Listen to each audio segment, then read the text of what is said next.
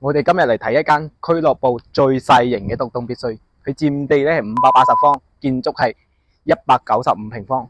我哋呢個 A 型嘅細型嘅獨棟別墅咧，呢一棟咧位置好就好在我哋唔係喺最外邊嗰排，我哋喺數入嚟第3排，呢度唔怕嘈嘅。其實咁我哋可以睇得到呢度全部基本上都硬底化噶啦，大業主種咗好多果樹，有2棵荔枝啦，有2棵大棵嘅龍眼樹。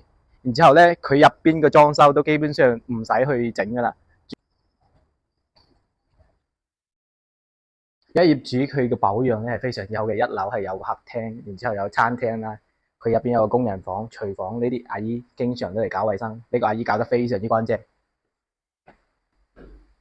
2樓咧，我哋有3個房，但係只有1個頭房，2個都係客房嚟嘅。呢邊嘅衛生間係非常之大個。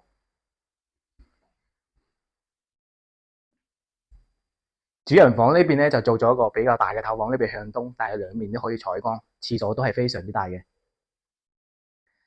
其實呢間房咧性價比係幾高嘅，400幾萬。因為呢啲價嘅話喺最近2-3年都係非常之少嘅。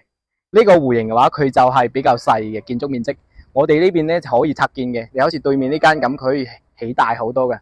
佔地面積乘1.5就係佢起嘅建築面積嘅極限啦。感興趣嘅話，大家可以私信我。